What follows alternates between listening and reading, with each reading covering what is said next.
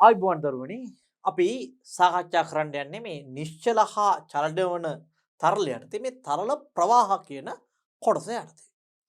දැන් අපි දන්නවා ලෝකේ විවිධ සංසිද්ධි තියෙනවා. ඔබ සමහර වෙලාවට ගුවන් යානයක් උඩ යනවා දැකලා ඇති. ඒ වගේම සුරිසුලඟකට වහලවල් ගලවගෙන යනවා දැකලා ඇති. ඒ වගේම දැන් හුඹසක් තියෙනවා තුඹස. ඔය සර්පයේ හිට හුඹස.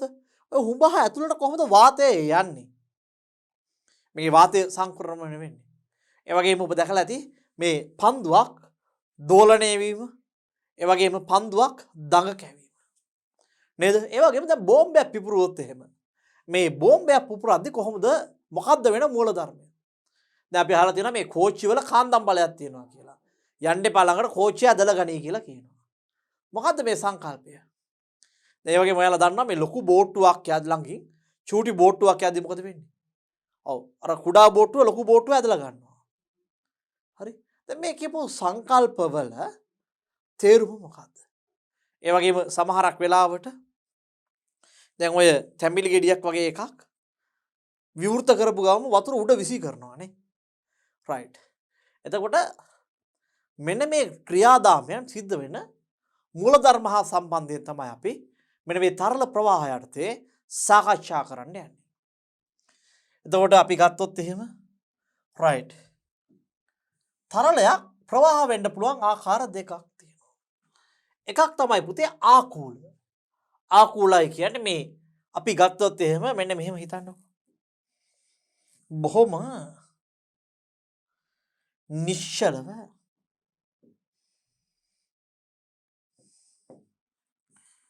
ගලාගෙන යන ජල ධාරාවක් සලකමු අපි.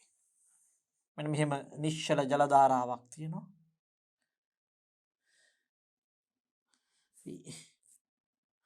මෙහෙම කරමුකෝ.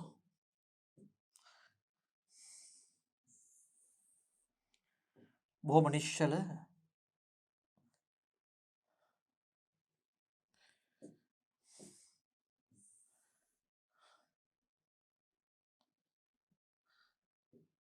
ජල ධාරාවක් තියෙනවා. මෙන්න මේකේ ජලය පිරලා ඊටාම ක්‍රමානුකූලව මෙන්න මේ ජල ධාර ගමන් කරනවා. ඊටාම ක්‍රමානුකූලව මේ ජල ධාර ජල මාර්ගය ඔස්සේ ගමන් කරනවා. මම මෙන්න මෙයාට තින්ත බිඳු කීපයක් දාලා බැලුවොත් වෙනත් වර්ණයක ඊටාම තින්ත බිඳු කීපයක් දාලා බැලුවොත් මෙන්න මෙහෙම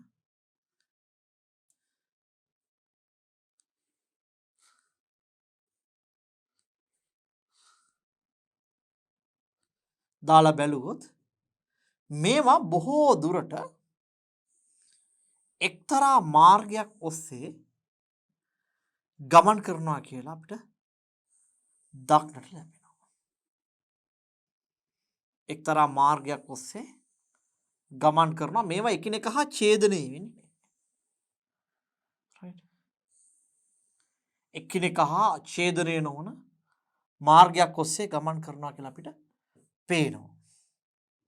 අපි සමහර වෙලාවට මෙන්න මෙහෙම ගත්තොත් එහෙම අපි උපකල්පනය කරමු මෙන්න මෙහෙම.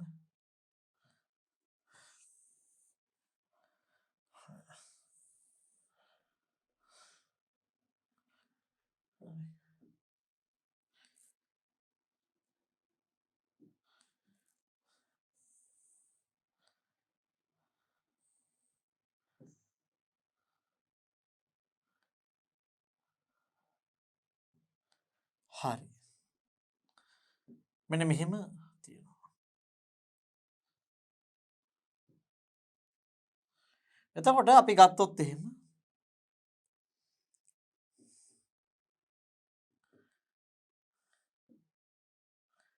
මෙන්න මෙයාගේ අපි අර කලින් විදිහටම මැද හිතමු තරල ප්‍රවාහයක් තියෙනවා කියලා. මැද ද්‍රව ප්‍රවාහයක් තියෙනවා. මේ වගේ වක්‍රාමාර මාර්ගයක් වෙන්න පුළුවන්. මේ වක්‍රාකාර මාර්ගයේත් ද්‍රව ප්‍රවාහයක් තියෙනවා. එතකොට අපි ගත්තොත් එහෙම මෙන්න මේ වක්‍රාකාර මාර්ගය ඔස්සේත් අපි ගත්තොත් එහෙම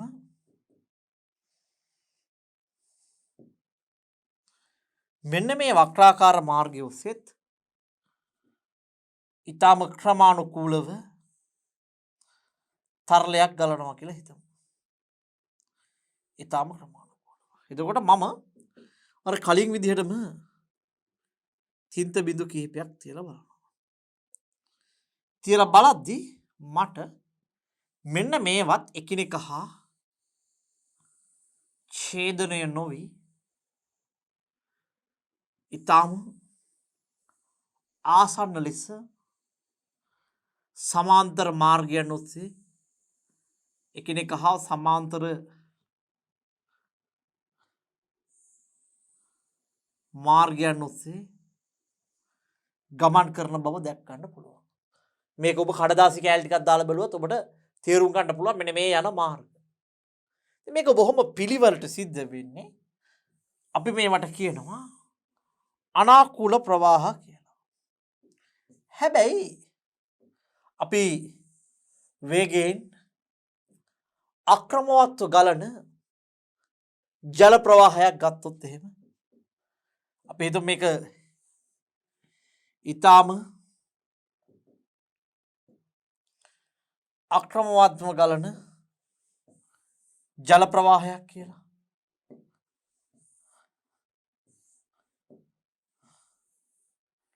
එතකොට මෙන්න මේ ජල ප්‍රවාහයේ අපි හිතමු මෙන්න මෙහෙම මේ ජල ප්‍රවාහය තුල ජලය පිරලා තියෙනවා. එතකොට මේක ගැලෙන්නේ නිකන් අක්‍රමවත්ව ගලාගෙන යන්නේ වේගය. එතකොට මම මේකට කඩදාසි ටිකක් හරි අර විදිහට තින්ත ටිකක් හරි දාලා බැලුවොත් මේකට අර විදිහට තින්ත ටිකක් එකම තැන් වල තියලා බැලුවොත් දරුවනේ මේවා මේ එකිනෙක ඡේදනය වෙලා එක එක මාර්ගවල ගිහිල්ලා මේවා අවුල් ජාලයක් වගේ වෙනවා. හරි. රයිට්. එතකොට අපි ගත්තොත් එහෙම මේක ඕනම තරලයකට ද්‍රවයක් වෙන්න පුළුවන්, වායුවක් වෙන්න පුළුවන්, ද්‍රව වායු මිශ්‍රණයක් වෙන්න පුළුවන්. අපි මේකට කියනවා තරලයක් කියලා. මේ ඕනම තරලයක් තුල වෙන්න පුළුවන්. අපි ඒ වගේ අක්‍රමවත් තරල වලට එහෙම නැත්නම් ඒ වගේම අක්‍රමවත් ප්‍රවාහ වලට කියනවා ආකූල ප්‍රවාහ කියලා. මේ ආකාරයට ක්‍රමවත් ප්‍රවාහ වලට අපි කියනවා අනාකූල ප්‍රවාහ කියලා. එතකොට අපිට මෙන්න මේ අනාකූල ප්‍රවාහ සම්බන්ධයෙන් අධ්‍යයනය කිරීම ඉතාම අපහසුයි. ඉතින් අපිට අධ්‍යයනය කිරීම පහසු වෙන්නේ මෙන්න මේ අනාකූල ප්‍රවාහ කෙරෙහි පමණයි. මේ ආකූල ප්‍රවාහ අධ්‍යයනය අපහසුයි. හැබැයි අනාකූල ප්‍රවාහන් හා සම්බන්ධයෙන් තමයි අපි මෙන්න ඉදිරියට සාකච්ඡා කරන්න යන්නේ. එතකොට බුදේ අපි ගත්තොත් එහෙම විශේෂයෙන්ම මේ කාලය සමග තරලවල අංශුවල ප්‍රවේගය වෙනස් නොවන ප්‍රවාහ අපි කියනවා ආකූල ප්‍රවාහ. එහෙම නැත්නම් ස්තරීය ලෙස හඳුන්වනවා. එතකොට මේවා වැඩි ප්‍රවාහ ප්‍රවේග සහිතව චලනය වෙනවා. එතකොට මේ ආකූල ප්‍රවාහ අංශු අහඹු ලෙස යනවා. ඒ වගේම අපි ගත්තොත් එහෙම යම් ලක්ෂයක් පසු කරන ප්‍රවේගය ගත්තොත් එහෙම කාලය සමග වෙනස් වෙනවා. ඒ කියන්නේ අපි ගත්තොත් එහෙම මෙන්න මෙහෙම ආකූල ප්‍රවාහයක්. මේ ආකූල ප්‍රවාහයේ සමහර අංශු තියෙනවා පුතාලා. මේ සමහර අංශු ඊටම වේගයෙන් යනවා.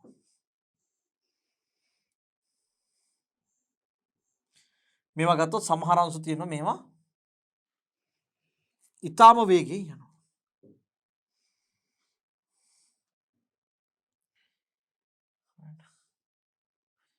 උදාහරණයක් ගත්තොත් අපි සමහර අංශු ඊටම වේගයෙන් යනවා. තවත් සමහර අංශන ඊටම හිමි. ඒතර මේ අංශු ගත්තොත් එහෙම මෙන්න මේ අංශු වල මාර්ග මේවත් එකිනෙක වෙනස් වෙන්න පුළුවන්. එතකොට අපි ගත්තොත් එහෙම එකම ස්ථානයක් පසු කරන මෙන්න මේ වගේ ස්ථානයක් ගත්තොත් මෙන්න මේ ස්ථානය පහු කරද්දී මෙයාලගේ ප්‍රවේග එක ප්‍රවේග v1 right මෙයා අපි හිතමු මෙන්න මෙහෙම වැදිලා මෙහෙම ආවා v2 මෙයා මෙහෙම වැදලා මෙහෙම ගියා B3 එක එක ප්‍රවාහ ප්‍රවේග තියෙන මෙයාලට. දැන් අපි එක තැනකට ඉඳලා බැලුවොත් එහෙනම් මේ අංශු වල ප්‍රවේග මේ අංශු වල ප්‍රවේග එකිනෙක ප්‍රවේග තියෙන්නේ. ඒ වගේම මේවා ගොඩක් වෙලාවට මේ වේගෙන් යනවා. මේ සමහර ඒවා වේගයෙන් සමහර ඒවා හිමින් යනවා. එතන අපි ගත්තොත් එහෙම මේවා ගමන් කරන දිශාව අපිට හිතා ගන්න බෑ. ඒ කියන්නේ දැන් සමහර ලාවට මෙන්න මේ පැත්තට ගියපු කෙනෙක් එකපාර මෙහෙම හැරෙනවා. ආයෙ මෙහෙම ආය ආපහු වෙන්න හදනවා. මෙහෙම යනවා. දැන් මේ අංශු ගමන් කරන ආකාර පුතේ අපිට හිතා ගන්න බෑ. ඒතර අපි කිව්වා ආකූල ප්‍රවාහයක් කියලා කියන්නේ කාලය සමග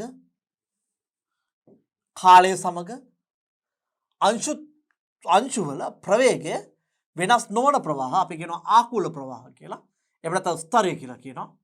ඒතර මේවා මේ ඇත්තටම කාලයත් එක්ක ප්‍රවේගය කුමන දිශාවකටද ක්‍රියාත්මක වෙන්නේ කියලා හිතා ගන්න බෑ. එතකොට මේ වගේ ඇත්තටම කාලයත් එක්ක සම්බන්ධයක් හිතා ගන්න බෑ කියලා අපි හිතුවට වරදක් නැහැ. ඒ වගේ මේවා වැඩි ප්‍රවාහයක සහිත ප්‍රවාහ වෙනවා. අංශු අහඹු ලෙස ගමන් කරන්නේ අපි යම් ලක්ෂයක් ගත්තොත් එහෙම ඒ ලක්ෂ්‍ය පහු කරන අංශු වල ප්‍රවේගය කාලය සමග වෙනස් වෙනවා. right. අනාකූල ප්‍රවාහ. එතකොට අපි ගත්තොත් එහෙම මේවා ප්‍රවාහයේ හැම ස්ථානයකම ප්‍රවේගය කාලය සමග නොවෙනස්ව පවතිනවා. ඒකට කියන අපි අනාකූල ප්‍රවාහ කියලා. ඒ කියන්නේ අපි ගත්තොත් එහෙම මෙන්න මෙහෙම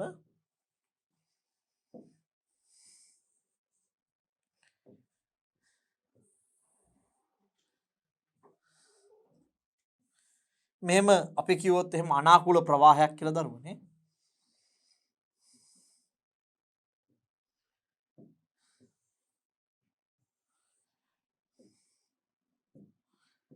මෙන්න මේ අනාකූල ප්‍රවාහයක් තියෙනවා. මේ අනාකූල ප්‍රවාහයේ right අපි ගත්තොත් එහෙම මේ ප්‍රවාහ රේඛා සාමාන්‍ය මහා විශාල වේගයකින් ගමන් කරන්නේ නැහැ දරුවෝ. හරි. එතකොට මේවා ස්තර විදිහට ඒ කියන්නේ එකිනෙක හා ඡේදනය නොවි තමයි මෙන්න මේ වායු අංශු ගමන් කරන්නේ. එතකොට මම පොඩි බැරියර් එකක් දාලා එහෙම නැත්නම් එක ස්ථානයක ඉඳලා මොනිටර් කරන්න ගත්තොත් එහෙම අංශු වල ප්‍රවේගය මේ හැම අංශුවකම ප්‍රවේගය පුතාලා එක ස්ථානයක් පහු කරන හැම අංශුවකම ප්‍රවේග සමානයි. දැන් මම මෙතනින් ගහලා බැලුවොත් ඒත්වි මම මෙන්න මේ හරියින් ඉරක් ගහලා බැලුවොත් මේ ඕනම ස්ථානයක ප්‍රවේගය මොකද වෙන්නේ? v ප්‍රවේග බවට පත් වෙනවා. එහෙනම් මේ ඕනම ස්ථානයක ප්‍රවේගය අපිට v කියලා හඳුන්වන්න හැකියාව තියෙනවා. right. හරි. ඊළඟට පොත අපිට තියෙනවා මේ අනාකූල රේඛාව. right. එතකොට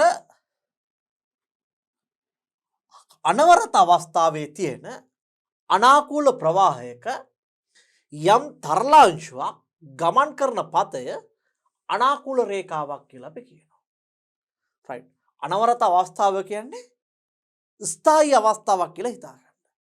යම්කිසි ප්‍රවාහයක් ස්ථායීව තියෙනවා නම් අපි එකට කියනවා අනවරත අවස්ථාව කියලා. මේ අනවරත අවස්ථාවේ පවතින අනාකූල ප්‍රවාහයක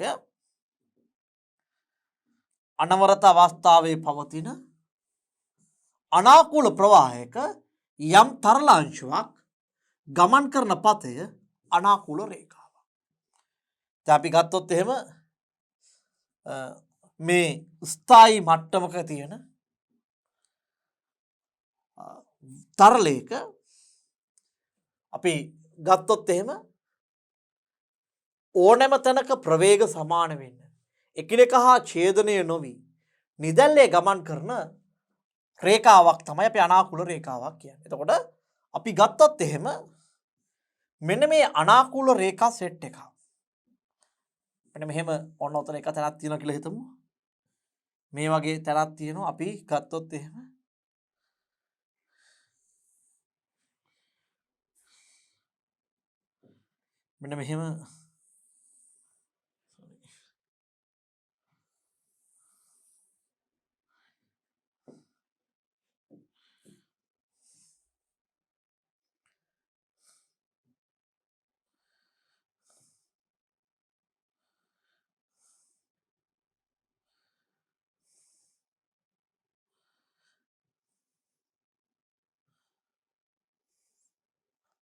මෙන්න මෙහෙම අපි තරල කොටසත් තෝරා ගත්තොත් මේ තරල කොටස තුල අනාකූල රේඛා එකිනෙක හා ඡේදනය වෙන්නේ නැති එකිනෙක හා ඡේදනය නොවන ඕනෑම ස්ථානයක ප්‍රවේගය මම පරීක්ෂා කරොත්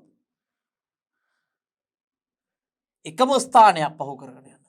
මෙන්න මෙහෙම එක ස්ථානයක් ගත්තොත් අපි මේකේ මෙහෙම එක ස්ථානයක් ගත්තොත් මේ ස්ථානය පහු කරන ඕනෑම අංශුවක ප්‍රවේගය මෙන්න මේ ස්ථානය පහු කරන ඕනෑම අංශුවක ප්‍රවේගය v නම් රයිට් මෙන්න මේ වගේ අනාකූල ප්‍රවාහ නැත්නම් අනාකූල රේඛා ගොඩක් තියෙන තරල කොටසකට අපි කියනවා ප්‍රවාහ බටයක් කියලා. ප්‍රවාහ බටයක් කියලා. රයිට්. එතකොට අපි ගත්තොත් එහෙම මෙතන මෙන්න මෙහෙම v1 v2 කියලා කියන්නම් මම ඈ. එතකොට මේක v1 කියලා කියමු. මේ හැමෝගෙම ප්‍රවේගය v1යි. මේ ස්ථානය ගත්තොත් මේ හැමතැනකම ප්‍රවේගය v2යි. v2යි. හරි. රයිට්. ඒ කියන්නේ මෙන්න මේ එක රේඛාවක් පහු කරගෙන යන එකම ස්ථානයක් පහු කරගෙන යන හැම අංශුවකම ප්‍රවේග එක සමානයි. රයිට්. හරි. එතකොට අපි ගත්තොත් එහෙම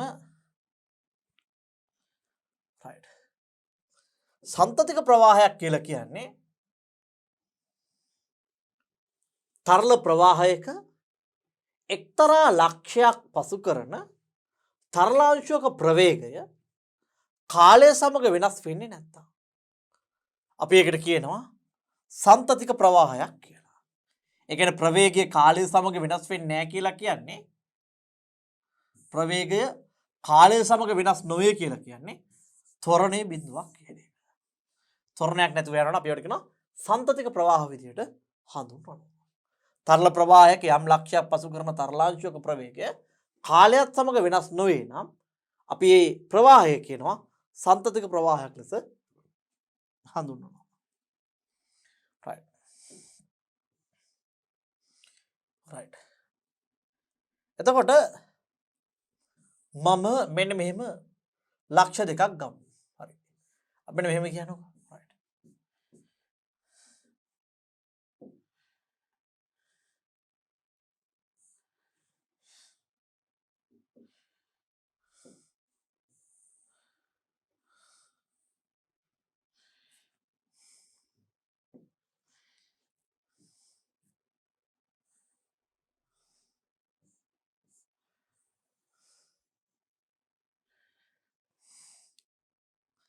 අපි ගත්තොත්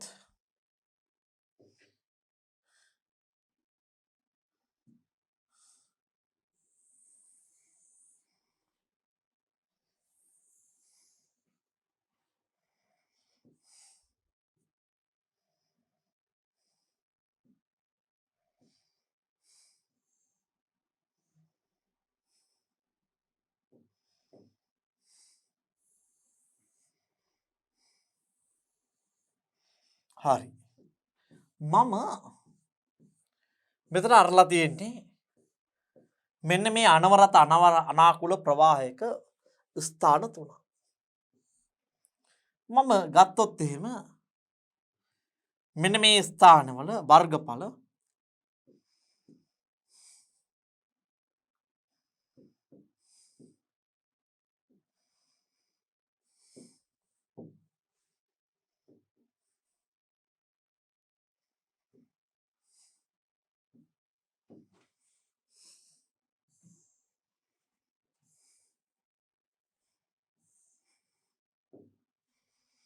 මෙතන මම හරස්කඩ වර්ගඵලය අරේන වේපිත වර්ගඵලය ඒකයි කියලා ගත්තොත් මෙතන හරහා ලම්බකව මෙන්න මේ මල් ලකුණක පෘෂ්ඨයට ලම්බකව ගලන ප්‍රවේගය සරි මෙන්න මේ හරස්කඩ වර්ගඵලය A2යි කිව්වොත් මෙන්න මේ වර්ගඵලය A3යි කිව්වා. මෙන්න මේ හරස්කඩ ලම්බක වර්ගඵලය සරි හරස්කඩ ලම්බකව මෙන්න මේක හරහා තරලයක් අපි ගලනවා කියලා හිතමු. මෙන්න මේකේ තරලයක් ගලනවා කියලා හිතමු.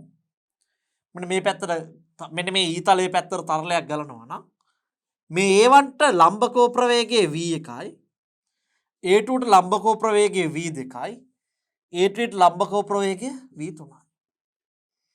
දැන් මම ගත්තොත් එහෙම මේ එහෙනම් මේ ස්ථානයේ වර්ගඵල A1 ප්‍රවේගය V2 මේ V1 වර්ගඵල A2 ප්‍රවේගය V2 වර්ගඵල A3 ප්‍රවේගය V3. එහෙමනම් මම මේ දෙන්න ගත්තොත් එහෙම මට ලියන්න පුළුවන් මෙතන ලියන්න පුළුවන් මට මෙන්න මේ තැන් දෙක ගත්තොත් එහෙම A1 V1 සමානයි A2 V2 මෙන්න මේ තැන් දෙක ගත්තොත් මෙන්න මේ ප්‍රවාහ ගලනවා මෙන්න මේ එකම දිශාවකට අපි අනිමුක ප්‍රවාහ ගලන ප්‍රවාහයක් අපි හිතමු මෙන්න මෙහෙම ගලනවා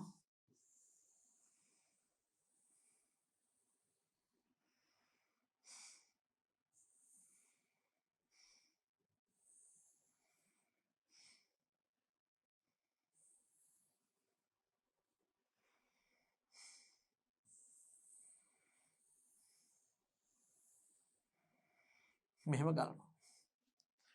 එතකොට A1 V1 සමාන වුණා A2 V2ට මම මෙන්න මේ තැන් දෙක ගත්තොත් එහෙම A2 V2 සමාන මේ තැන් ගත්තොත්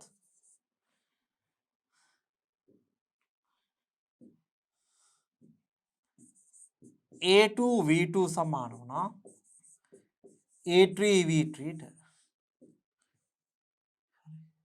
A2 V2 සමාන වුණා A3 V3ට. ඒ වගේම මම මෙතනයි සැලකුවොත් මම මෙතනයි සැලකුවොත් පුතේ A1 V1 සමාන වෙනවා A3 V3ට.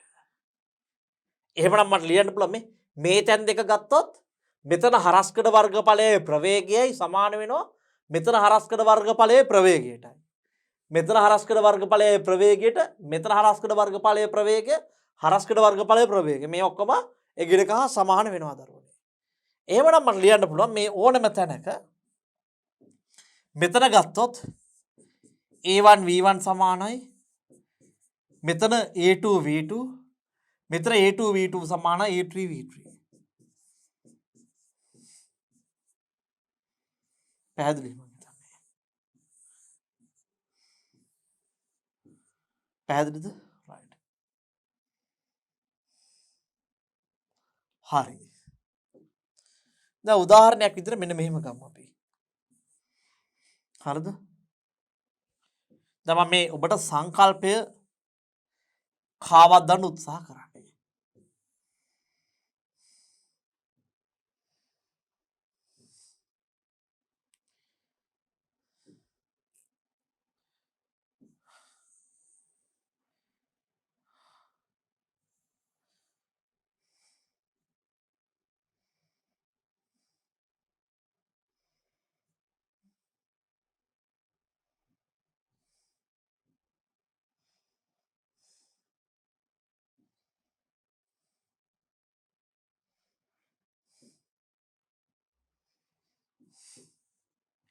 මෙන්න මෙහෙම තිබ්බොත්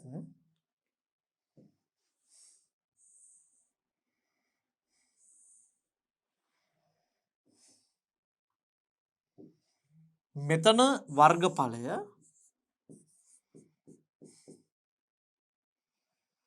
20යි වර්ග මීටර්. මෙතන වර්ගඵලය 5යි වර්ග මීටර්. මෙතන වර්ගඵලය 10යි වර්ග මීටර්. මෙතන වර්ගඵලය 50යි වර්ග මීටර්. අපි දැන් හිතමු මෙන්න මේ එකේ තැන්වල වර්ගඵල වෙනස්.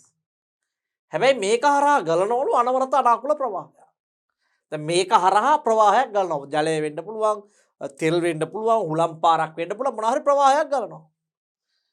මට අහනවා මෙතනින් එළියට මෙතන ප්‍රවේගය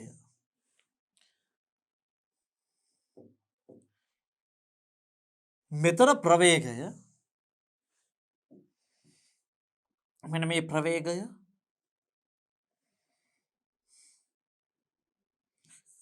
50යි ms විනය කණා. මෙතන ප්‍රවේගය මෙතන ප්‍රවේගය මෙතන ප්‍රවේගය. මම මෙතන කියනවා v2 කියලා v3 කියනවා v4 කියනවා. පුතේ දැන් මෙන්න මේ ඕනම තැනක මේ ඕනම තැනක AV ගුණිතයට ඒ කියන්නේ හරස්කඩ වර්ගඵලයේත් ප්‍රවේගයේත් ගුණිතයට අපි කියනවා ශීඝ්‍රතාව කියලා. මෙන්න මේ ප්‍රවාහය ගැලීමේ ශීඝ්‍රතාවය කියලා කියනවා. මේ ශීඝ්‍රතාව ගත්තොත් එහෙම මෙතන ශීඝ්‍රතාව මුළු මෙතන තියෙන්නේ මෙතන ශීඝ්‍රතාව මුළු මෙතන තියෙන්නේ මෙතන ශීඝ්‍රතාව මුළු මෙතන තියෙන්නේ. පැහැදිලිද? එහෙම නැත්නම් මේ මෙතන AV ගුණිතය සමානලු මෙතන AV ගුණිතයට මෙතන AV ගුණිතය සමානලු මෙතන AV ගුණිතයට මෙතන AV ගුණිතය මෙතන AV ගුණිතයට සමානලු මෙතන AV ගුණිතය මෙතන AV ගුණිතයට සමානලු මෙතන AV ගුණිතය මෙතන AV ගුණිතයට සමානලු මේ ඕනම ස්ථානයක AV ගුණිතය සමානලු අනවරත අනාකූල ප්‍රවාහයක් තුල.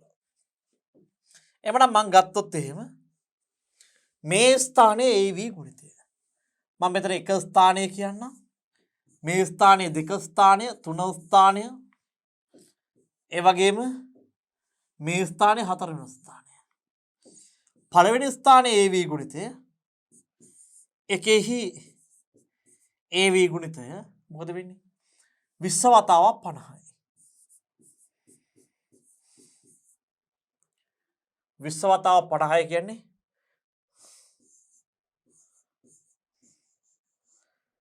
A ගේ ප්‍රවේගය m වර්ග ප්‍රවේගය ms ඍණ එකයි.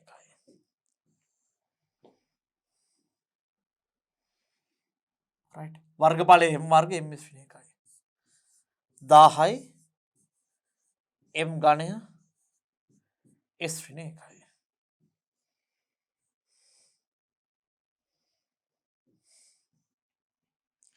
එතකොට අපි මෙතන ගත්තොත් එහෙම මෙන්න මෙයාගේ මෙතන AV ගුණිතය A ගියගේ 5යි V ගියගේ V2.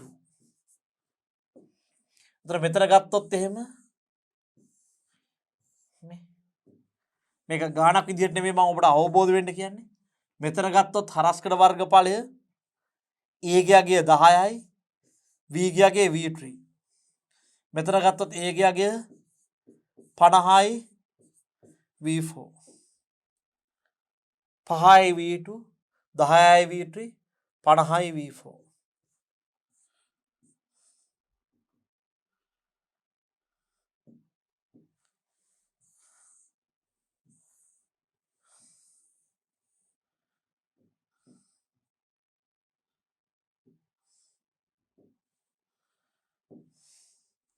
එහෙනම් මෙන්න මේ 5යි V2 ගේ ගුණිතය කියන්නේ මෙතන AV ගුණිතය කීයද වෙන්නේ 1000යි.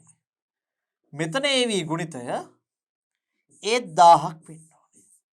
මෙතන AV ගුණිතය ඒ 1000ක් වෙන්න ඕනේ. කියන්නේ AV ගුණිතයේ ශීඝ්‍රතාවට සමාන වෙන්න අවශ්‍ය වෙනවා. එතන මම ගත්තොත් එහෙම මට මෙතන V2 හොයන්න පුළුවන්. 5යි V2 සමානයි 1000යි 5 වරක් 200යි. එහෙනම් V2 සමානයි 200යි ms ඍණ එකයි. හරි. ඊට ගත්තොත් එහෙම මෙන්න මෙතන V2 ගත්තොත් එහෙම මේක 200ක් වෙනවා. මේ දැන් හරස්කඩ වර්ගඵලය අඩු වෙද්දී ප්‍රවේගය වැඩි වෙලා මේක ලං වෙද්දී ප්‍රවේගය වැඩි වෙනවා. ඊළඟ ස්ථානයේ බලමු අපි. 10යි වෙන වර්ණයක් පාවිච්චි කරන්න. මෙතන 10යි v3 සමානයි 10යි. v3 සමානයි 100යි ms ඍණ 1. එහෙනම් මේ දැන් මේ v3 ස්ථානය කීයද වෙන්නේ? 100යි ms ඍණ 1. හරි. v4 v4 ස්ථානය ගත්තොත් එහෙම 50යි v4 සමානයි 10යි 20යි. එහෙනම් v4 සමානයි 20යි ms ඍණ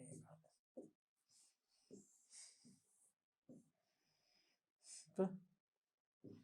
20යි ms ඍණ 1යි. පුතා බලන්න දැන් මේ මෙතන වර්ගඵලය අඩු වුණා ප්‍රවේගය වැඩි වුණා. හරස්කඩ වර්ගඵලය අඩු වෙද්දී ප්‍රවේගය වැඩි වුණා. වර්ගඵලය වැඩි වුණා. ඒ කියන්නේ මෙතන ලොකු වුණා.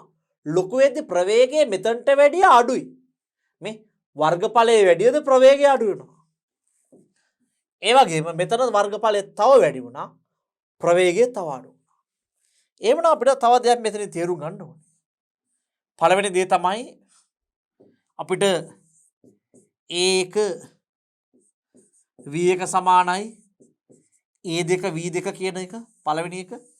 දෙවෙනි එක AV ගුණිතයට අපි කියන ශීඝ්‍රතාව. මේ ශීඝ්‍රතාව ප්‍රවාහ බටේ සෑම තැනකටම සමානයි.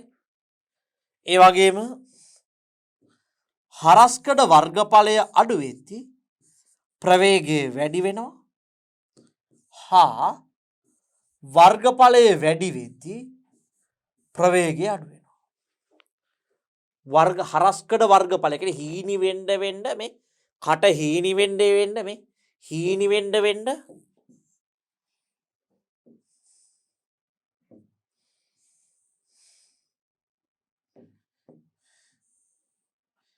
මේ හරස්කඩ වර්ගඵලය අඩු වෙන්න ප්‍රවේගය වැඩි වෙනවා. හරස්කඩ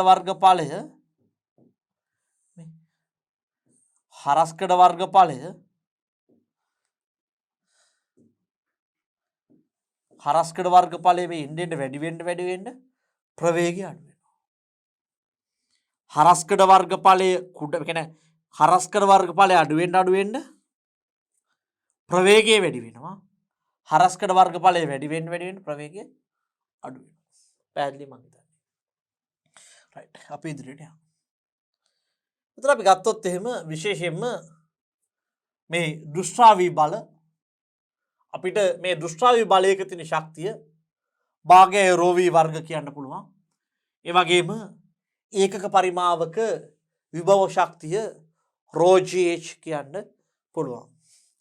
ඒ කියන්නේ අපි ගත්තොත් එහෙම පුතේ අපි දන්නවා මේක මෙන්න මෙහෙමයි කිව්වේ. ශාලක ශක්තිය කියන්නේ මොකද්ද? භාගයයි MV වර්ග. ඒ වගේම විභව ශක්තිය කියන්නේ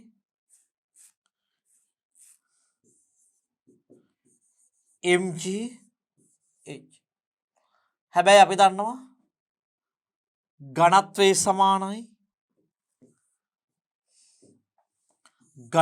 සමානයි ස්කන්ධයේ බෙදීම් පරිමාව. හරි. හැබැයි අපි ඒකක පරිමාවක්. ඝනත්වයේ සමානයි ස්කන්ධයේ බෙදීම් පරිමාව. හැබැයි අපි ඒකක පරිමාවක්. ඒ කියන්නේ ඒකක පරිමාවක් කියන්නේ පුතේ පරිමාව එකක් කියලා සැලකුවොත්.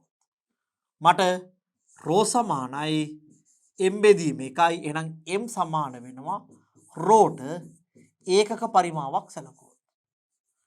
පරිමාව එකක් නම්. එතකොට මම ඒකක පරිමාවක චාලක ශක්තිය ගත්තොත් භාගයයි රෝ v වර්ග. ඒකක පරිමාවක ශාලක ශක්තිය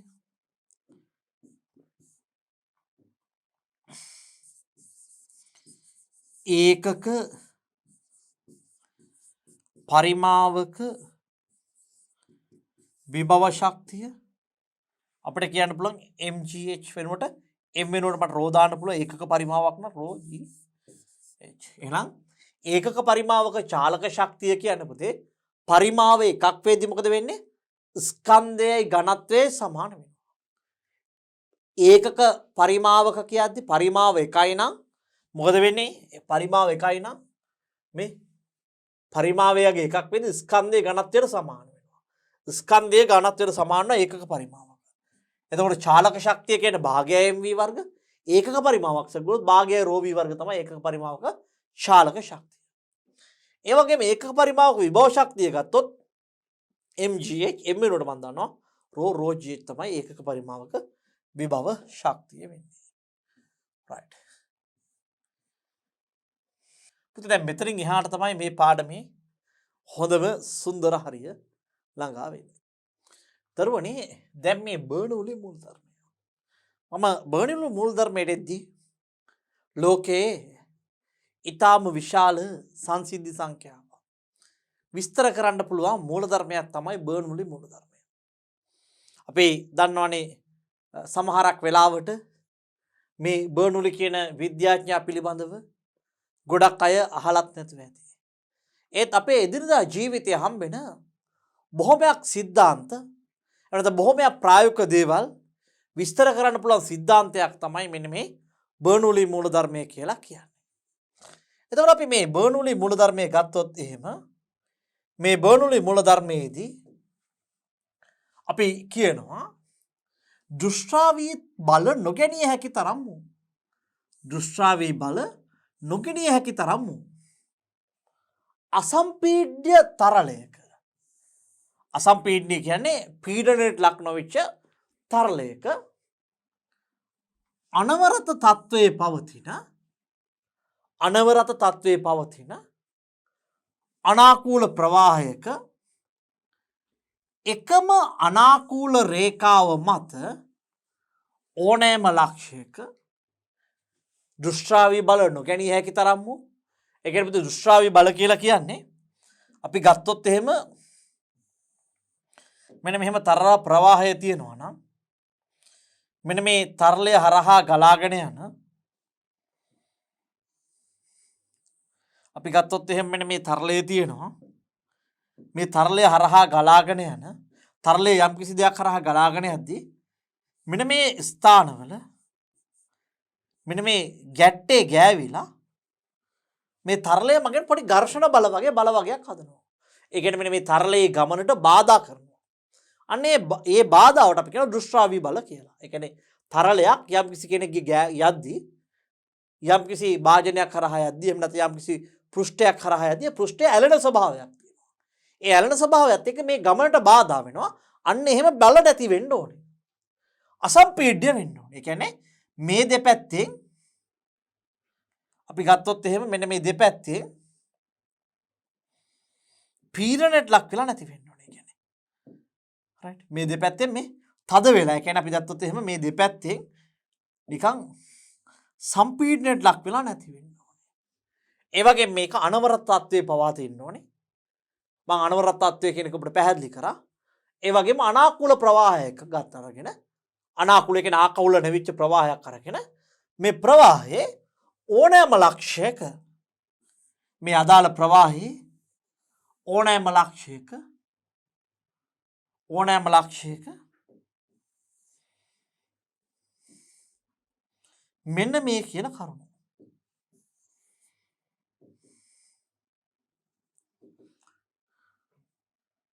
පීඩනයේත් ඒකක පරිමාවක විභව ශක්තියේත් ඒකක පරිමාවක චාලක ශක්තියේත් එකතුව නියතයක් වේ.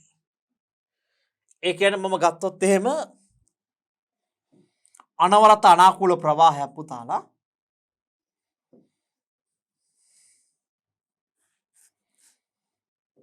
මේ වගේ ප්‍රවාහ බටයක් ගමු අපි.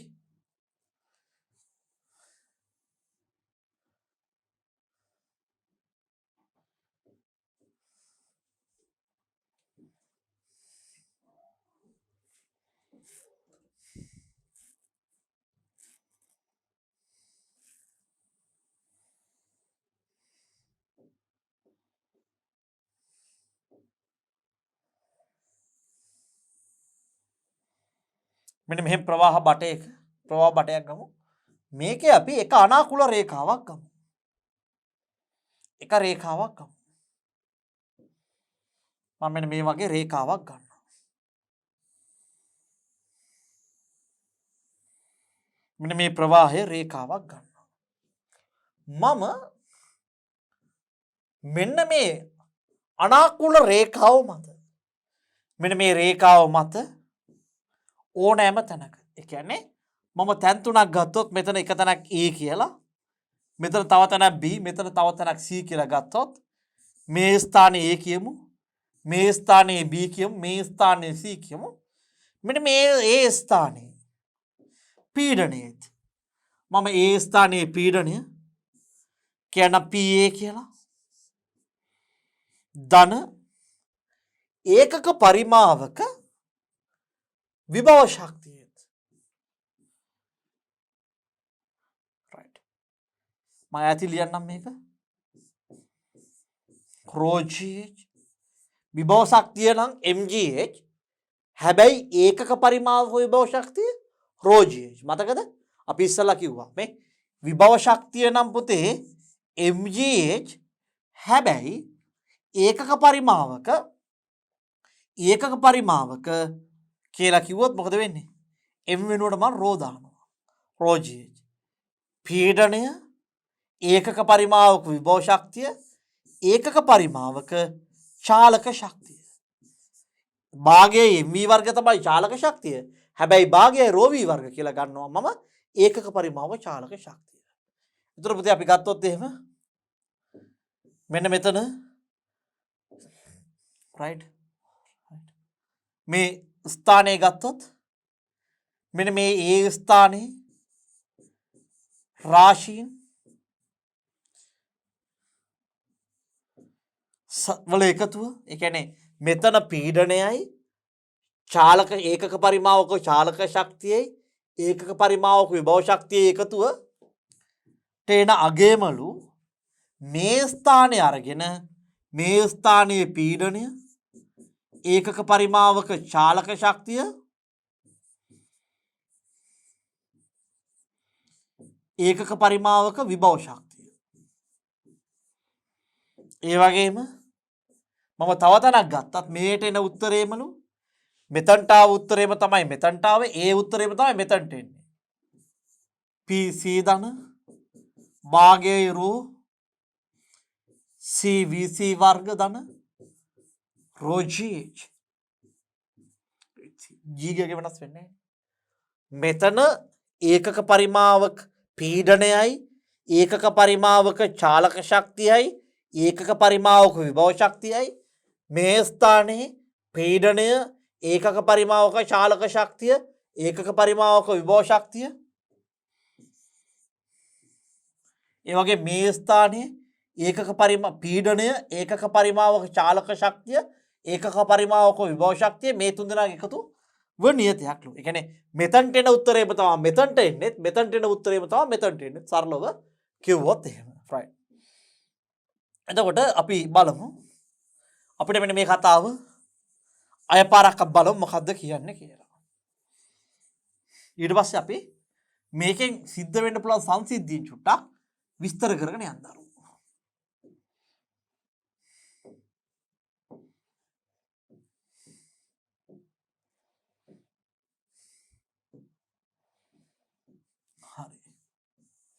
දෘෂ්ටාවී බල නොගැනී හැකි තරම් හෝ අසම්පීඩ්‍ය තරලයක අනවරත තත්ත්වයේ පවතින අනාකූල ප්‍රවාහයක එකම අනාකූල රේඛාව මත ඕනෑම ලක්ෂයක පීඩනයේත් ඒකක පරිමාවක විභව ශක්තියේත් ඒකක පරිමාවක චාලක ශක්තියේත් එකතුව නියතයක් වේ.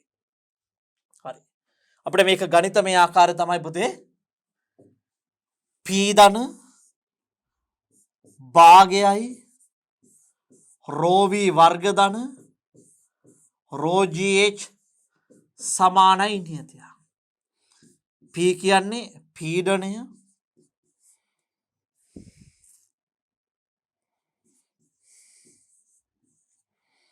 මෙන්න මේ මුළු පදයම ගත්තොත් එකට ඒකක පරිමාවක ඒකක පරිමාවක ශාලක ශක්තිය රෝ කියන්නේ ඝනත්වය v කියන්නේ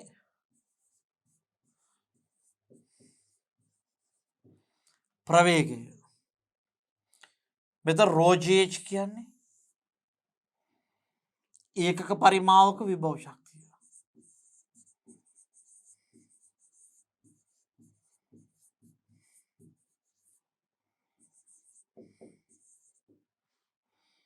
එහෙනම් මෙතන rho කියන්නේ ඝනත්වය g කියන්නේ ගුරුත්වජ ත්වරණය h කියන්නේ උස k කියන්නේ නියතයක්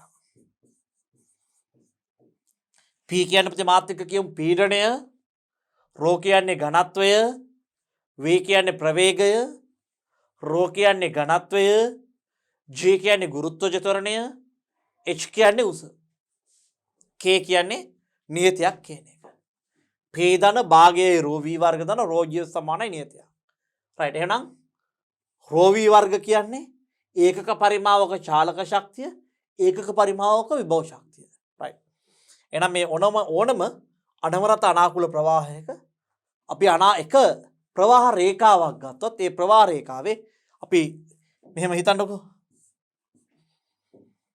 මෙහෙම ප්‍රවාහ රේඛාවක් තියෙනවා මෙතන A ලක්ෂය මෙතන B මෙතන C මේ ප්‍රවාහ රේඛාව මත මෙතන p ධන භාගයයි rho v වර්ග ධන rho g h එන උත්තරේම තමයි මෙතන මං ගණනය කරොත් p ධන භාගයයි rho v වර්ග ධන rho g h එන්නේ මෙතන p ධන භාගයයි rho v වර්ග ධන rho g h එන්නේ එකම උත්තරේ. කියන්නේ මේ තැන් තුනේම හෝ හතරක හෝ පහක හෝ මේ එකම ප්‍රවාහ රේඛාවේ ඕනම තැනක මම මෙන්න මේ රාශිය වල එකතු අරන් බැලුවොත් මට ලැබෙන්නේ එකම උත්තරයක් කියන එක තමයි පුතේ මේ බර්නූලි මූලධර්මයෙන් කියවෙන්නේ. මේක කටපාඩමේ තියෙන්න ඕනේ. අපි මෙන්න මේකට කියනවා ගණිතමය ආකාරය කියලා. රයිට්. සමීකරණේ ගණිතමය ආකාරය තමයි මෙන්න මේ තියෙන්නේ. හරි. රයිට්. එතකොට පුතේ අපි සාමාන්‍යයෙන් ගොඩක් වෙලාවට මෙන්න මේ උස කියන එක ගණනය කරන්නේ. රයිට්. පොළවට සාපේක්ෂව තමයි අපි සාපේක්ෂ උස තමයි ගොඩක් වෙලාවට ගන්නෙ. රයිට්. පුතේ අපි බර්නූලි මූලධර්මය ගත්තොත් එහෙම පළවෙනි එක තමයි විසිරි පොම්පය කියන්නේ. අපි දන්නවා මේ විසිරි පොම්පය කිව්වොත් එහෙම ගොඩක් වෙලාවට ඔබ දන්නවා මේ ස්ප්‍රේ පම්ප් එක. මෙන්න මේ වගේ භාජනයක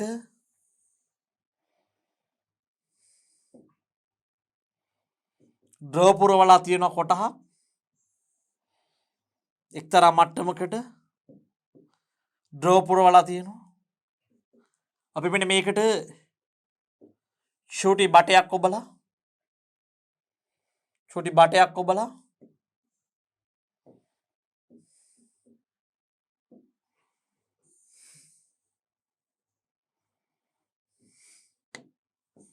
අපි මෙන්න මෙහෙම හුලම් පාරක් වැදෙන්න සලස්වනවා.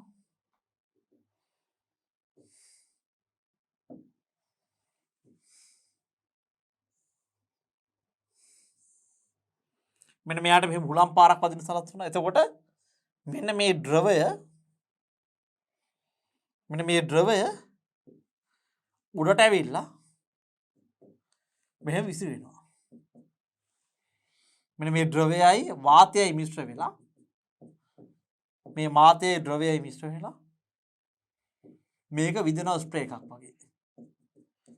මේකට තමයි විසිරි පොම්පය කියලා කියන්නේ. අපි මේ පැත්තේ පිම්බාම කියලා පිම්බාම මෙන්න මේ ද්‍රවය උඩට ඇවිල්ලා මේ ඉන්ධනයි වාතයයි මෙන්න මේ ද්‍රවයයි වාතයයි මිශ්‍ර වෙනවා ස්ප්‍රේ එකක් වෙන්නේ. ඊට පස්සේ අපි ගත්තොත් එහෙම ගුවන් යානයක තට්ට. ඔබ ගුවන් යානයක් ගත්තොත් පුතේ දැන් මෙන්න මෙහෙම ගුවන් යානය තියෙනවා කියලා හිතන්නකෝ.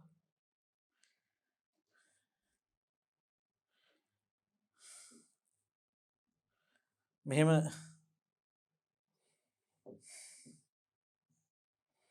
ඔන්න ගුවන් යානය තියෙනවා. මේකේ දෙපැත්තේ මේ වගේ තටු තියෙනවා.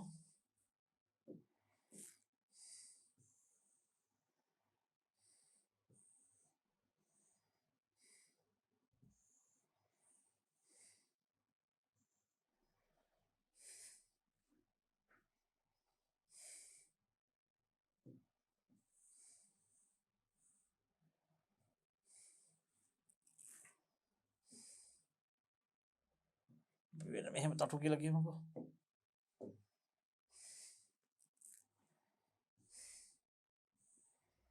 ගුවන් යන්නේ මෙහෙම තටු හවි වෙලා තියෙනවා.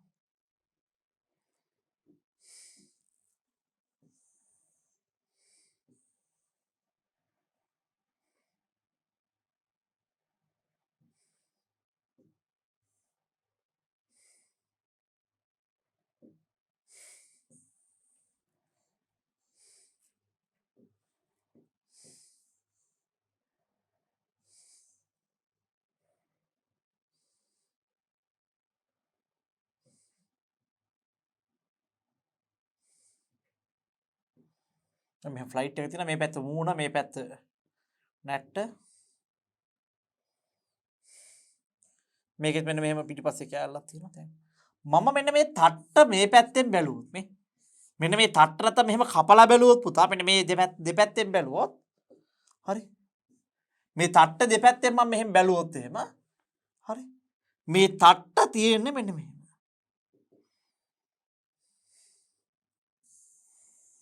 ඔන්න ඔය වගේ හැඩයක් තමයි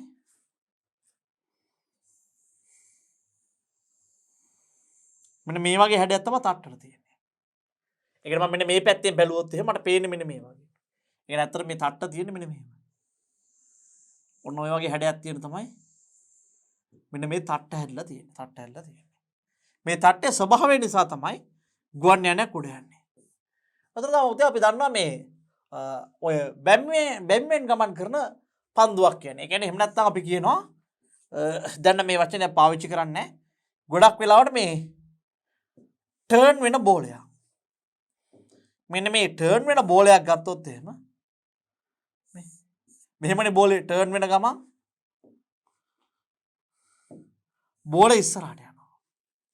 මේ බෝලේ ටර්න් වෙන ගමන් ඉස්සරහට යනවා. එතකොට මෙන්න මේ දෙනගේ මේ ප්‍රවේග වෙනස නිසා බෝලේ ටර්න් වෙනවා. ඒ වගේම තමයි ඔබ දන්නවා බෝලයක් දෝලණය වෙනවා.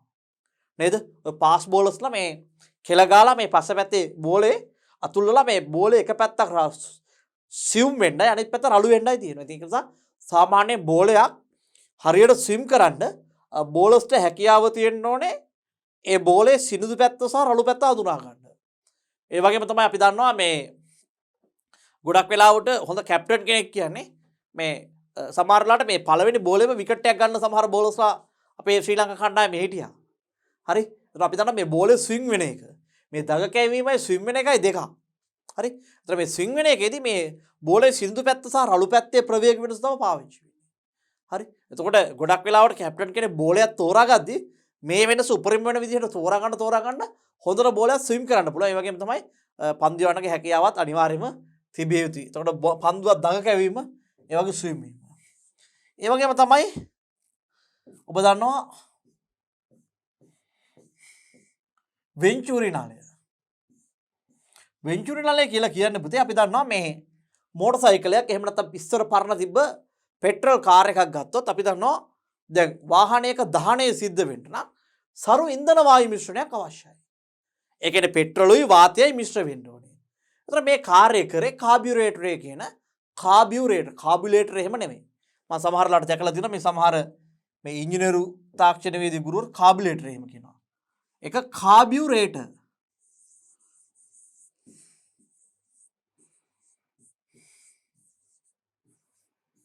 කාබියුරේටර්. මේකෙදි කරන්නේ ඉන්ධන සහ වාතය මිශ්‍ර කිරීම සහ පෙට්‍රල් පාලනය කරලා දෙන එක. එතකොට මේ කාබියුරේටරේ එක කෑල්ලක් තියෙනවා වෙන්චුරි නලය කියලා. මෙන්න මේ වෙන්චුරි නලය ගත්තොත් පුතාලා මේ වෙන්චුරි නලයේ හැඩය මෙන්න මේ වගේ වෙනවා.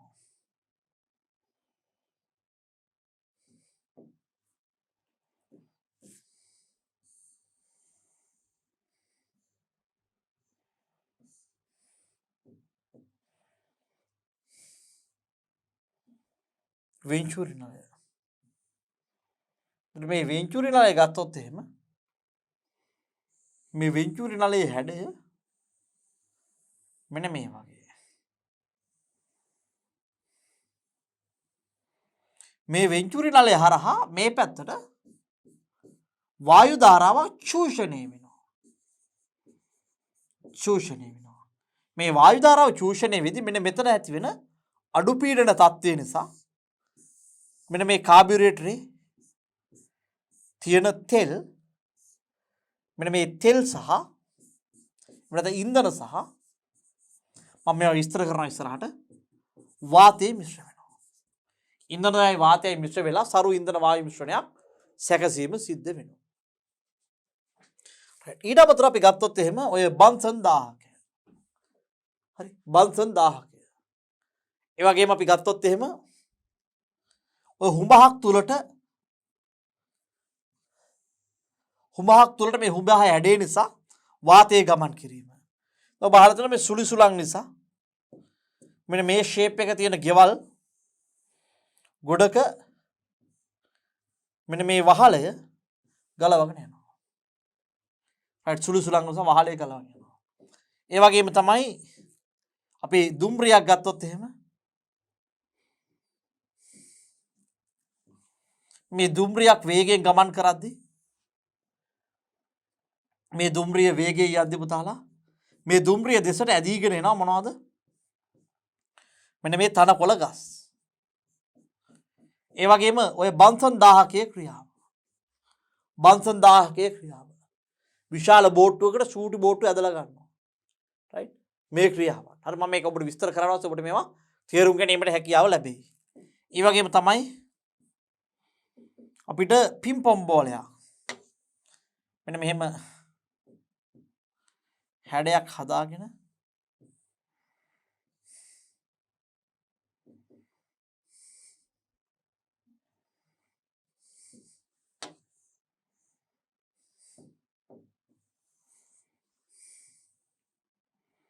මේ වගේ ඇටවුමක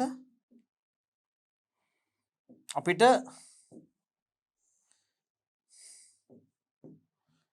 මෙන්න මේ පිම්පොම් බෝලයක් රඳවාගෙන ඉන්න පුළුවන් මේ පැත්තේ චූෂණය කරද්දී. පිම්පොම් බෝලයක් රඳවාගෙන පිම්පොම් බෝල කියලා දන්නවනේ. මේ වගේ ක්‍රියාවන් රාශියක් අපිට මෙන්න මේ බර්නූලි මූලධර්ම යටතේ සාකච්ඡා කිරීමට හැකියාව ලැබෙනවා. අපි ඉස්සරලා බලමු පුතේ මෙන්න මේ විසිරි පොම්පේ ක්‍රියාව. right එතකොට මෙන්න මේ විසිරි පොම්පේ ක්‍රියාත්මක වෙන විදිහ ඔබට මම චුට්ටක් පැහැදිලි කරන්නම්. දැන් මේ බටයක් තියෙනවා. ඒ වගේ මේ බටය ද්‍රවයක ඔබලා තියෙනවා. හරි. විශේෂයෙන්ම කෘමිනාශකයේ හිඳ තින්තා ආලේප කරන්න මේ ක්‍රමය ස්ප්‍රේ එක පාවිච්චි කරනවා.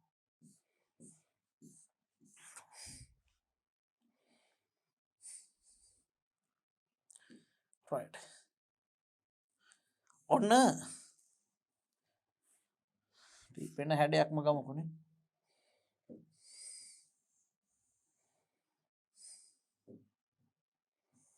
මෙහෙම හැඩයක් තියෙන බම්මේ භාජනයක් තියෙන මොකක් හරි භාජනයක්. මෙයාගේ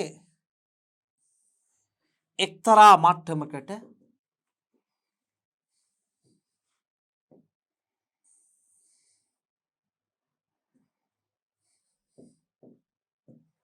ද්‍රවයක් පුරවලා තියෙනවා.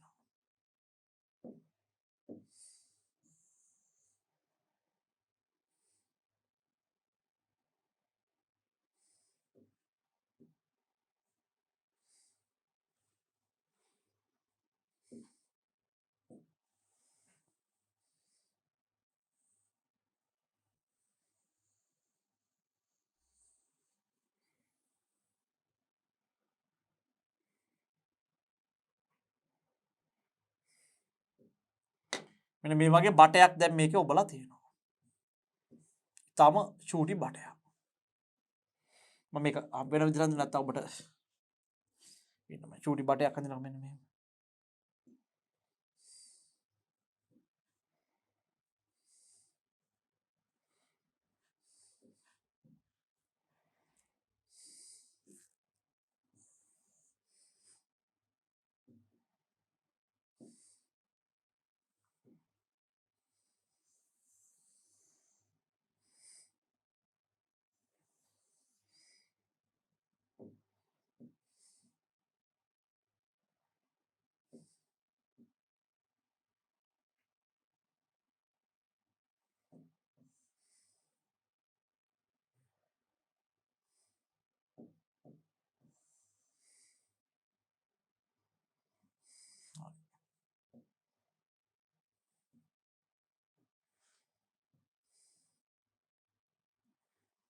හරි.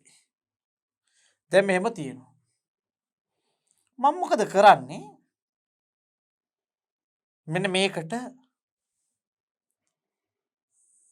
තවත් බටයක් පාවිච්චි කරලා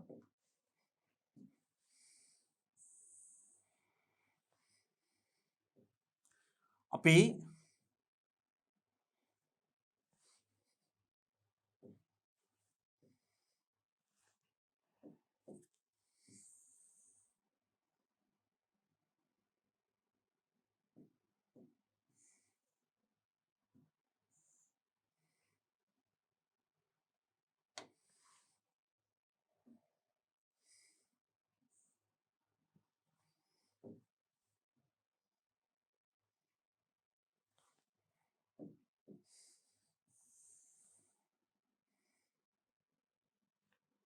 මෙහෙම තියෙනවා. මෙන්න මේක දිගේ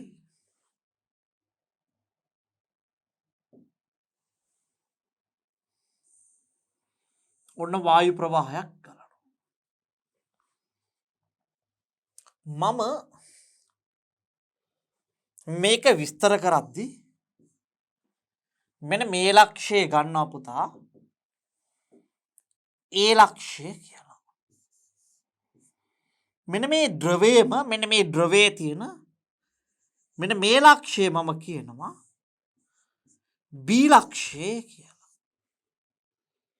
ඒ වගේම මෙන්න මේ ලක්ෂය X කියලා කියනවා. right. එතකොට ඊට අමතරව දැන් ඔන්න ද්‍රවයක් තියෙනවා පොඩි බට කෑල්ලක් ගහලා තියෙනවා. පැහැදිලිද? ද්‍රවයක් තියෙනවා ද්‍රවයට පොඩි බට කෑල්ලක් ගහලා තියෙනවා. මේ පැත්තෙනුත් බටයක් තියෙනවා. හරි. එතකොට මම මෙන්න මේ පැත්තෙන් වාතය වුණා. මේ පැත්තේ වාතය වුණා Vx කියලා ප්‍රවේගයකින් වුණා. V කියලා ප්‍රවේගයකින් වාතය වුණා. right. එතකොට මම ගත්තොත් එහෙම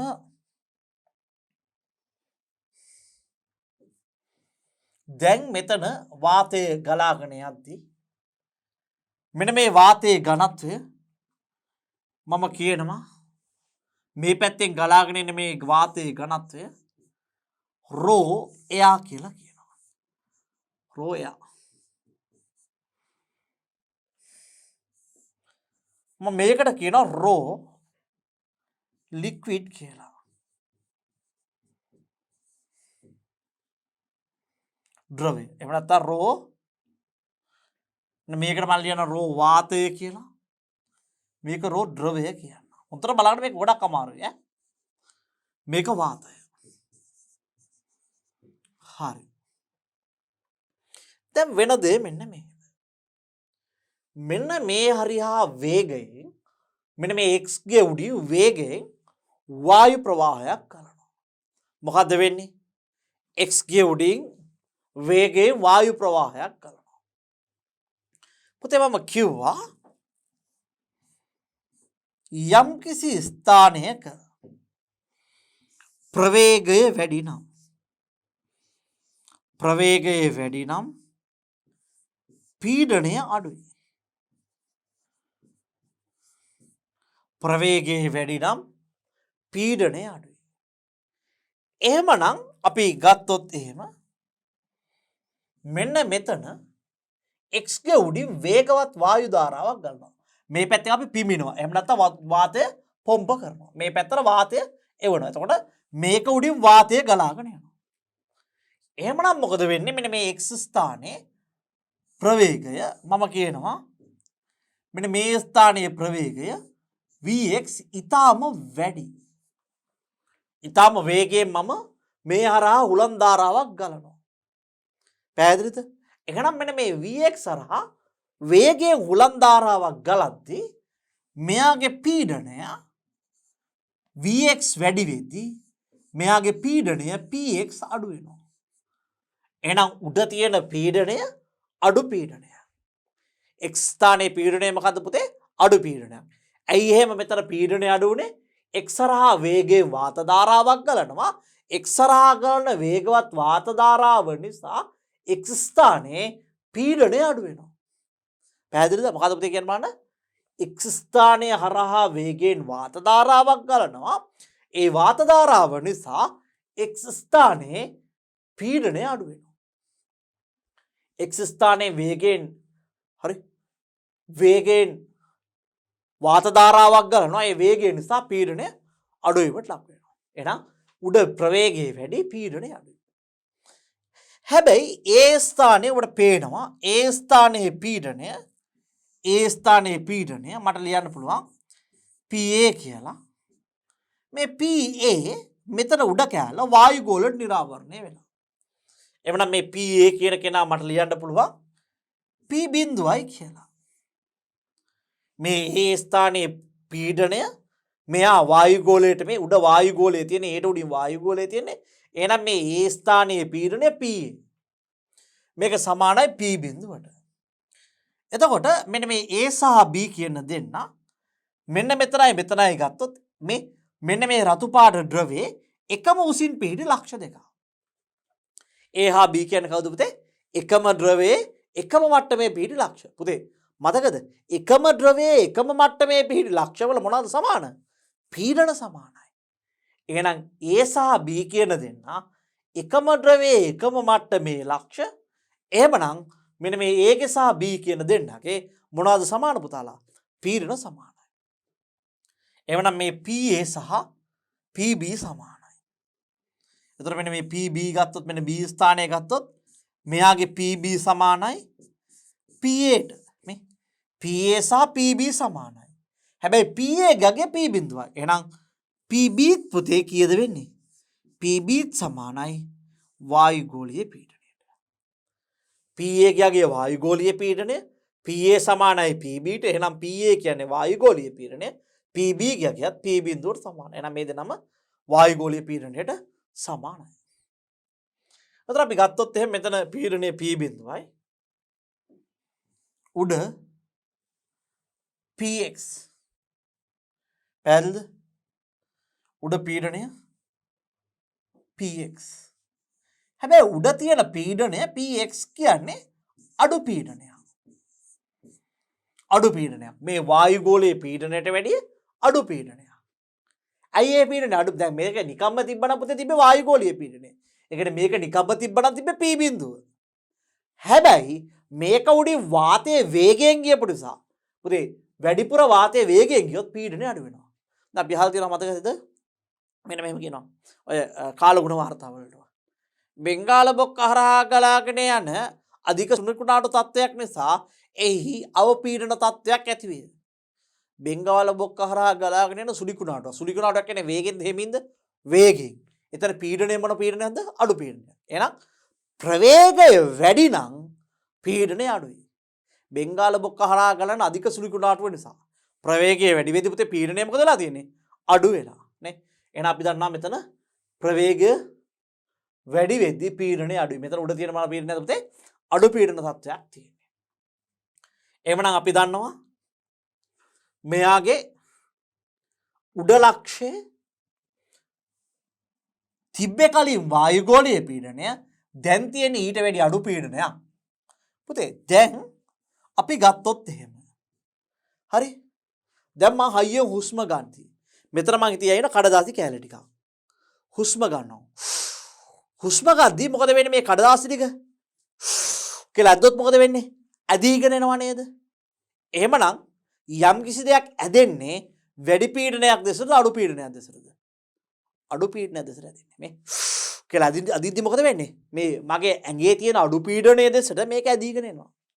එහෙමනම් මම ගත්තොත් එහෙම PB ගේ මෙන්න මෙතන පීඩනය උඩට සාපේක්ෂව මෙතන පීඩනය වැඩි පීඩනයක්, උඩ තියෙන පීඩනය අඩු පීඩනයක්. එහෙනම් වැඩි පීඩනයේ දෙසට අඩු පීඩනයේ දෙසට මොකද වෙන්නේ? මෙන්න මේ ද්‍රවය ඇදීගෙන යනවා. එහෙනම් මේ වැඩි පීඩනයේ සිට අඩු පීඩනයේ දෙසට මොකද වෙන්නේ? ද්‍රවය ඇදීගෙන යනවා. ඊට පස්සේ මොකද වෙන්නේ? මෙන්න මේ වේගයෙන් එන වායු ධාරාවන් ඒත් එක්කම මෙන්න මේ ද්‍රවය මෙන්න මේ ද්‍රවය මිශ්‍ර වෙලා මෙන්න මේ ද්‍රවය මිශ්‍ර වෙලා මොකද වෙන්නේ? විසිරි ද්‍රව විසුරණයක් ආකාරයට ක්‍රියාත්මක වෙනවා. මේක තමයි මේකේ ක්‍රියාකාරීත්වය වෙන්නේ. පැහැදිලිද? right. අපි මෙන්න මෙහෙම කියමු. right. අපි මෙන්න මෙහෙම කියමු. x ස්ථානය හරහා අධික වේගයකින් වායු ප්‍රවාහයක් ගලයි. x ස්ථානය හරහා අධික ප්‍රවේගයකින් වායු ප්‍රවාහයක් ගලයි. වායු ප්‍රවාහයේ ප්‍රවේගය වැඩිවත්ම x අවට පීඩනය අඩු වේ. වායු ප්‍රවාහයේ ප්‍රවේගය වැඩිවත්ම x අවට පීඩනය අඩු වේ. ඒ ලක්ෂ්‍ය වායුගෝලයට නිරාවරණය වී ඇත. x ලක්ෂ්‍ය වායුගෝලයට නිරාවරණය වී ඇත. එවිට ඒ ලක්ෂයේ පීඩනය වායුගෝලීය පීඩනයෙන් වේ. එවිට ඒ ලක්ෂයේ පීඩනය වායුගෝලීය පීඩනයෙන් වේ. ඒ ලක්ෂ්‍ය හා B ලක්ෂ්‍ය එකම ද්‍රවයේ එකම මට්ටමේ පිහිටි ලක්ෂ්‍ය වේ. A හා B ලක්ෂ්‍ය එකම ද්‍රවයේ එකම මට්ටමේ පිහිටි ලක්ෂ්‍ය වේ. එම නිසා PA සමානයි PB වේ. A හා B එකම ද්‍රවයේ එකම මට්ටමේ ලක්ෂ්‍ය වේ. එම නිසා PA සහ PB සමාන වේ. එනම් PB පීඩනය වායුගෝලීය පීඩනයෙන් වේ. එනම් PB පීඩනය වායුගෝලීය පීඩනයෙන් වේ. PB ඇති වායුගෝලීය පීඩනයට වඩා x ඇති PX පීඩනය අඩුය. PB වායුගෝලීය පීඩනයට වඩා x PX පීඩනය අඩුය. එම නිසා ද පීඩනය වැඩි කියන තල්ලු කරනවා. අඩුයි කියන ඇදලා ගන්නවා. එම නිසා වැඩි පීඩනයේ සිට අඩු පීඩනයේ දෙසට මේ පීඩනය වැඩි කියන තල්ලු කරනවා පීඩනය අඩුයි කියන ඇදලා ගන්නවා. එම නිසා වැඩි පීඩනය ඇති PB සිට PX දෙසට මොකද වෙන්නේ? ද්‍රව ප්‍රවාහය ඇදීගෙන යයි. එම නිසා වැඩි පීඩනයක් ඇති PB සිට PX දෙසට ද්‍රව ප්‍රවාහය ඇදීගෙන යයි. PX සිදී නැත්නම් X සිදී වාතය සමග ද්‍රවය මිශ්‍ර වී ද්‍රවය ඉසිරීම සිදුවේ. නැත්නම් ද්‍රවය විසිරීම සිදුවේ. පැහැදිලිද? right. අය පාරක් කියමු බලන්න මාත් එක්ක සියලු දෙනා. right. x හරහා අධික වේගයෙන් වායු ප්‍රවාහයක් ගලයි. නැත්නම් x හරහා වායු ප්‍රවාහයක් ගලයි. එම නිසා x ප්‍රවේගය වැඩි වී පීඩනය අඩු වේ. x ප්‍රවේගය වැඩි වී පීඩනය අඩු වේ. ඒ ලක්ෂ්‍ය වායුගෝලයට නිරාවරණය වී ඇත. එම නිසා ඒ ලක්ෂ්‍යය ඇත්තේ වායුගෝලීය පීඩනයයි. ඒ ලක්ෂ්‍ය හා B ලක්ෂ්‍ය එකම ද්‍රවයේ එකම මට්ටමේ පිහිටි ලක්ෂ්‍ය වේ. ඒ ලක්ෂ්‍ය සහ B ලක්ෂ්‍ය එකම ද්‍රවයේ එකම මට්ටමේ පිහිටි ලක්ෂ්‍ය වේ. එම නිසා PA සමානයි PB ද PB යගේද P බිඳුවට සමාන වේ. PA PB P බිඳුව තුනම සමාන වේ. B පීඩනය වන PB වැඩි පීඩනයක් වන අතර X පීඩනය PX අඩු පීඩනයක් වේ. B පීඩනය වන PB එහෙම නැත්නම් වරහන් P බිඳුව වැඩි පීඩනයක් වන අතර X පීඩනය අඩු පීඩනයක් වේ. එම නිසා වැඩි පීඩනයක් සහිත වරහන් වායුගෝලීය පීඩනය සහිත PB ගේ සිට PX දෙසට ද්‍රව ප්‍රවාහය ගලාගෙන වැඩි පීඩනය තියෙන මේ PB සමානයි P බිඳුවේ සිට PX දෙසට ද්‍රව ප්‍රවාහය ගලාගෙන X සිදී වාතය සහ ද්‍රවය මිශ්‍ර වී ඉසිරීම සිදුවේ. පැහැදිලි මම හිතන්නේ මෙන්න මේ වෙන්චුරියන මෙන්න මේ විසිරි පොම්පේ ක්‍රියාවලිය.